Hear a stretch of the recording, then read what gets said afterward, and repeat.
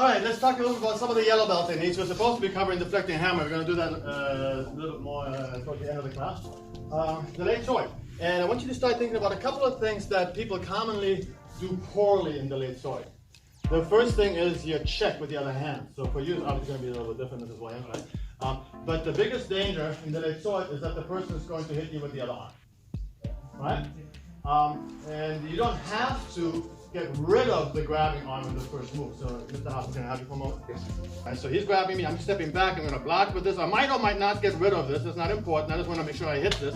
And what I want to do actually is expose his width a little bit. Chances are he probably wasn't standing totally square to me. He might have, but if he has one side forward and I feel like it's not supposed to reach the target, this kind of turns them open a little bit, right? But I want to keep my rear arm right here. I want to keep it above my block. My block is going to come across quite a bit. What am I going to do? Keep my hand underneath all that? That would, if he throws a second punch, I will never make it, right? So he grabs and going here, and I'm letting this one hit there. I managed to get rid of it. If I don't, I might even pull him back with me a little bit. That's fine, but I'm here. If he throws a second punch, I'm already there. I can chop like in 5 swords, or I can kick like the actual thing, right? Thank you. So first thing, make sure you step back and have that left arm right above your right elbow. Right there. As you're blocking his arm, then kick him in the groin, and then hand sword and chop. Snap that hand sword right back. Don't leave your hand sword out there. Do it a couple of times. So 1, into your cap stand, snapping to the groin, and then outward hand sword. And of course, you're doing the kick as well as the check because you're worried about the person's left arm. Right? Now, you're also worried about what happens once you do the hand sword. I'm going to have it for a moment. Yes, sir. So, we have to compare the late sword with 5 swords. And I've talked to you about this a little bit before. So you grab, so if I'm here, right, and I'm doing, let's say I did the kick already, now I'm doing the chop. I'm not going to do the chop and leave this hand here because you're going to hit me next with that. Right? Now in 5 swords you don't, because in 5 swords I'm going to hit you with my rear hand, and that's going to be in the way of that. So in the late sword, we're going to come right back with this. Okay? So the late sword comes right back with this hand. Sword of destruction, same thing. 1, 2, and then come right back with this, and there's a check right here. So that way you are controlling this. Where in the orange belt version of sword of destruction, your other hand checks and it's shielding hammer. Make sense? All right. So first of all, do that. Go back to the basic technique a couple of times. The late sword, do that a couple of times. Yes, sir. So of course that means that in sword of destruction we do exactly the same thing, right? So sword of destruction, step back, and again keep your rear arm right here, right? This is a good position for a check of your rear arm. Not like this with the elbow down here, because there's no way you're gonna, that's not a good starting position. Can I have you one more time? Right? Basically it's like thrusting wedge, right? So it's kind of a circular structure of your arms is extremely forceful, right? Then as a matter of fact, you did that once, kind of get into a left body stance, so that way the camera can pick it up, and you have that rear arm right now. There you go, right? So you want to have this natural alignment where if you feel pressure here, just push forward. There you go. So I can lean against it right here, I can lean against it with my whole body weight, right? You don't care, right? So the arm can handle it. Had you have the elbow down here, much harder to deal with that. Probably you're going to be trapped, right? So the check has to be here, thumbs down, right? Thank you very much. So make sure you do that. So sword of destruction already, thumb down, right here, not here, right here, not here. Because there's likely a second punch coming right at you, right? It's gonna be 1, 2, right? And in order to block that second punch, you gotta be in a good position of readiness for that, right? Now this is not stuff you would tell white belts, but by the time somebody's an advanced yellow belt or orange belt, it probably would be a good idea to start talking about that. Because they should know how to block 2 punches. Every IKKA Camp technique is designed to block multiple strikes, not just that one strike. People get that wrong often. They think, all right, so as long as he just does 1 punch, I'll do this. If he does 2 punches, I'll do some other technique, and that's not true at all. The technique is already designed to handle multiple punches. So sword of destruction, you can use a double factor, and you should, as you become more advanced, use a double factor, because that also gets you in position more. And look what it does to your check. Right? You can keep the first block open or closed. I tend to keep mine open because most of the time I might barely make contact with this. My right arm is still my main block, right?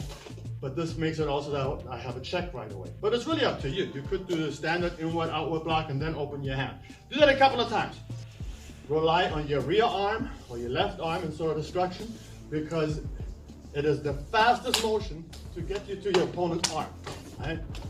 I do it a couple of times, and then make sure you have a check right afterwards. Go. What I would recommend at black belt level, you should come up with your hand, and then once you're about to make contact, turn your elbow up into it. That's one of the fastest ways. Plus, it is a very accurate way to come up there because you're covering all this area. This is replicating my opponent's arm right here, right? So obviously, I don't want to come in a horizontal path because I could completely miss above or below. If I come diagonally up, I'm never going to miss. Only thing I can do wrong now is do it at the wrong time. If I do this more or less at the right time, it immediately cuts into the guy's path, right? And if I turn my elbow, then it explodes right into what is at the end a very well aligned structure. Okay? And it's very important you have this out here and not here, because this means somebody can push it back and move me back. So do it a couple more times. This, the first block of sword of destruction with a double factor. Go. I want you to do the same technique again. Make sure you use a double factor. Again, do the punch to me. All right? I'm here, right? I'm going to do my kick, and then at the end, still make sure you turn, torque in, and turn your hand back out. So I'm going palm up, palm down almost, right? I rotate my forearm completely clockwise and then almost completely counterclockwise, right? And with that, I'm able to come right back down your arm, and I'm able to then check your arm while I'm checking other opponents and stuff. I don't never know what else is going to go on. I got to feel you. I don't want to just stand here like this and then wonder what the heck you're going to do next, right? So, do that with the partner a couple of times. All right, and so now let the other person do the delayed sword, but we're emphasizing two things. Remember, so come do the attack to me again. So the first thing is, like when you're coming back and hitting his arm, again, don't worry whether or not you're totally removing this or not. There's a chance you even might pull him in.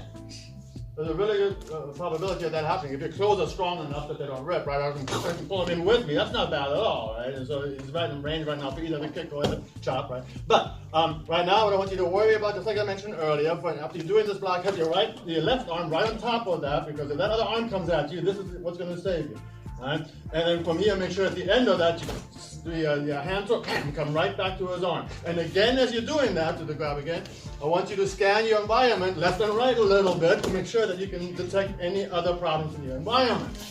All right, try that a couple of times. Make this technique become alive.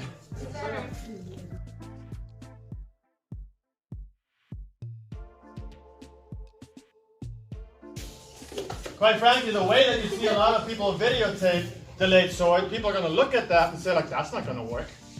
Because you see people doing it with their hand way down here or with their hand here, because it's like the basic version of, actually, even the basic book version that Mr. Parker has your check right at solar plexus level. Which means not under your other arm, but right above it, because otherwise you're not going to be able to use this. What else are you checking? You're not checking his leg, you're checking his other arm, right?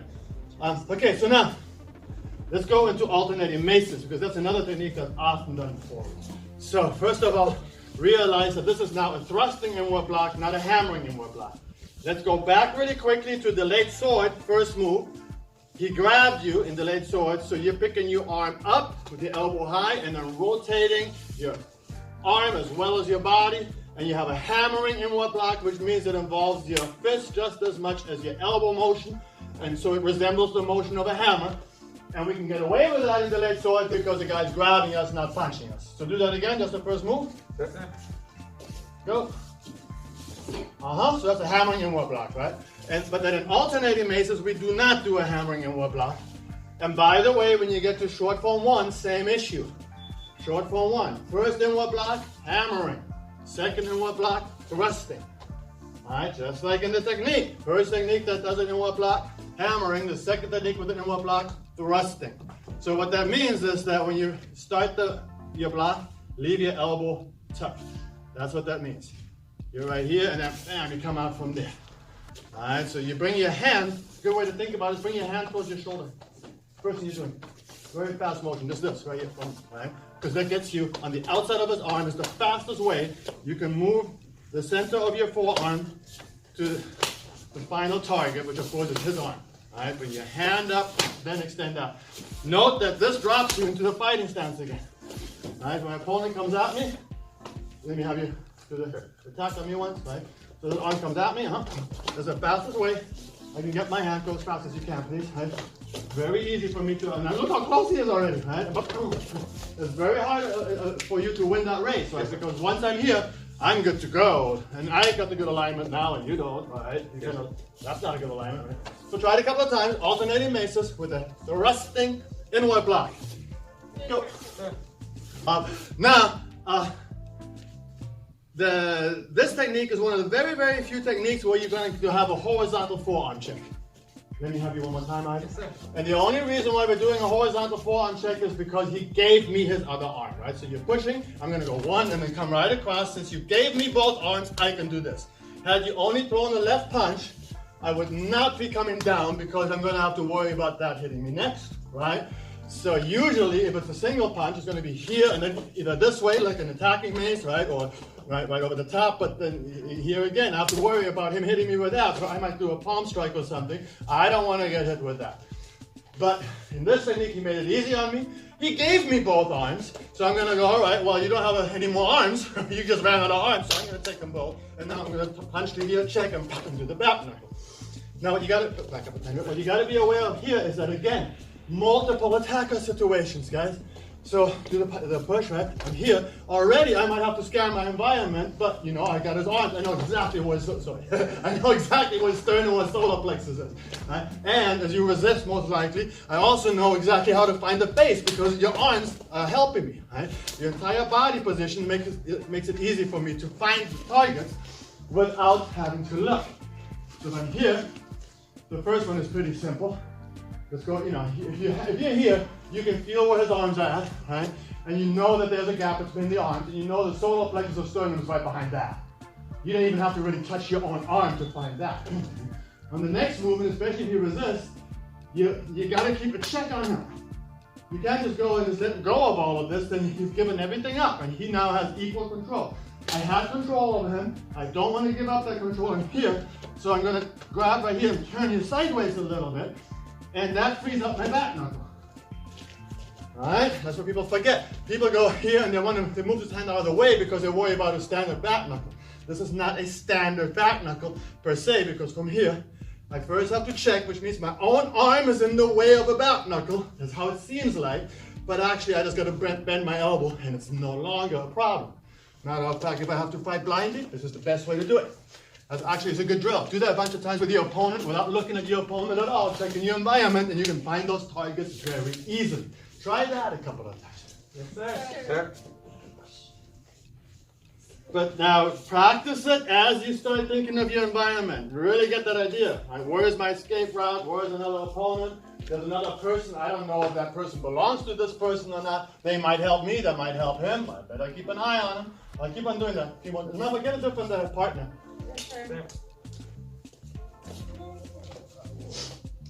Now, here's one more thing that people also do not think about in alternating maces. Can I have you again, Ryan? Yes, sir. And that is that all these techniques are connected to each other. They are all designed to switch from one technique to the other when there is reason to do so. And often the reason is a tiny change of your opponent. Your opponent goes from like having the elbows down to pushing forward, for example.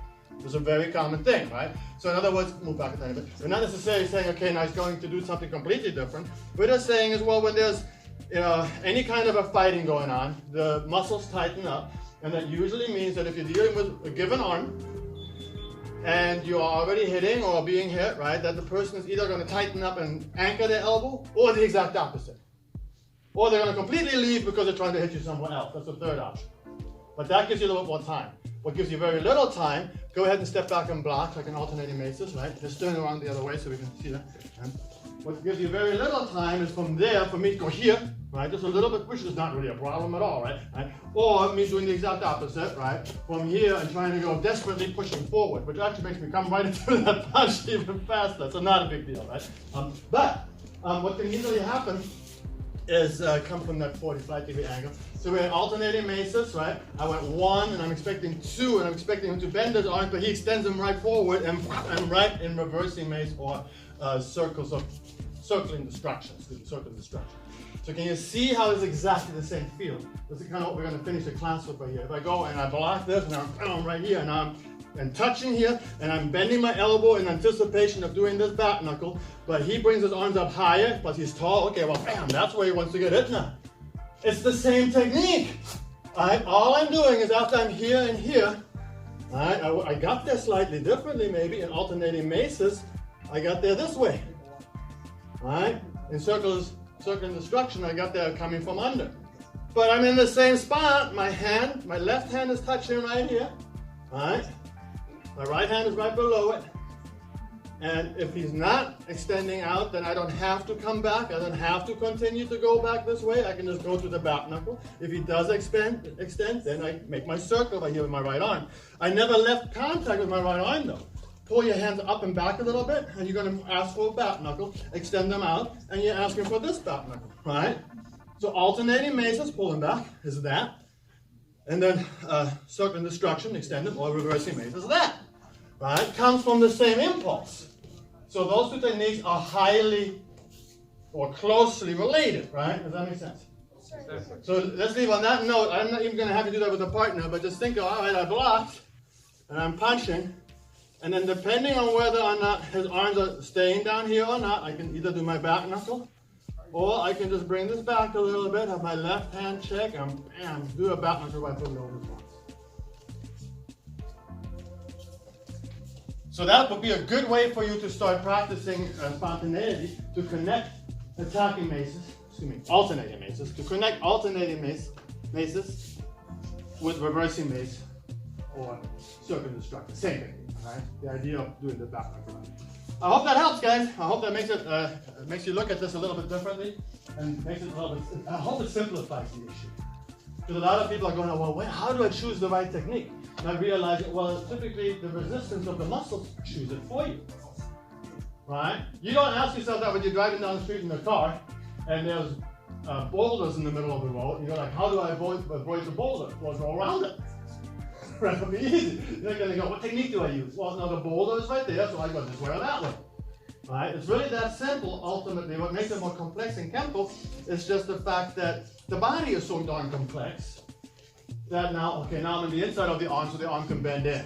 Right? Now on the outside of the arm, it cannot, right? So it's different, right? I'm doing it with my front arm, that's different than when I do it with my rear arm. So all of a sudden you get all these different variables that multiply each other, and it looks like there's like 50 different ways to do it, and it's really not.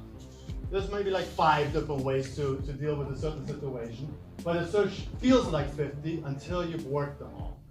All right, so we're going to continue to work them to make sure this becomes simpler and simpler. All right, that's all we got for today. Sure. So everybody down your horse stance? That's all right? Go. Have a good day.